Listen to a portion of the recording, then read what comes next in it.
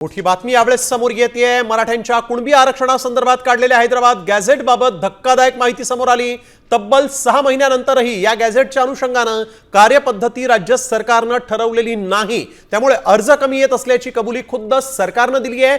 यामुळेच प्रमाणपत्र कमी वाटप झाल्याची कबुली सरकारने काढलेल्या आदेशात देण्यात आलेली आहे। मराठा आरक्षणासाठी मंत्रिमंडळ उपसमितीचे अध्यक्ष राधाकृष्ण विखे पाटील यांनी दिरंगाईबाबत खुलासा करावा अशी मागणी होती आहे। यावर विभागीय आयुक्तांनी हे उत्तर दिलेलं आहे। तर मराठवाड्यामध्ये आतापर्यंत किती कुणबी प्रमाणपत्रांचं वाटप झालेलं आहे पाहूयात ग्राफिक्सच्या माध्यमातून। छत्रपती संभाजीनगरमध्ये एकूण 23 अर्ज, त्यापैकी 11 अर्ज नाकारले, 12 अर्जांची चौकशी सुरू, अद्याप एकाही अर्जाला मंजुरी मिळाली नाही।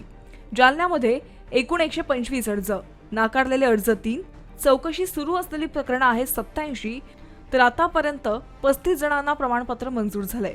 परभणीमध्ये एकूण 453 अर्ज, त्यापैकी 7 अर्ज नाकारले, 286 अर्जांची चौकशी सुरू आणि 160 प्रमाणपत्र वाटप झाले। हिंगोलीमध्ये एकूण 5 अर्ज, त्यापैकी 2 अर्जांची चौकशी सुरू आणि 3 प्रमाणपत्र वाटप झाले। नांदेडमध्ये एकूण 9 अर्ज, त्यापैकी 1 अर्जाची चौकशी सुरू आणि 8 जणांना प्रमाणपत्र देण्यात आले। बीडमध्ये एकूण 91 अर्ज प्राप्त झाले, त्यापैकी सर्व अर्जदारांना प्रमाणपत्र वाटप झालेलं आहे। लातूरमध्ये एकूण 12 अर्ज, त्यापैकी 3 प्रकरणांची चौकशी सुरू आणि 9 जणांना प्रमाणपत्र देण्यात आलं। धाराशिवमध्ये एकूण 13 अर्ज, त्यापैकी 1 अर्ज नाकारण्यात आला, 8 जणांची चौकशी सुरू आणि 4 प्रमाणपत्र देण्यात आलं।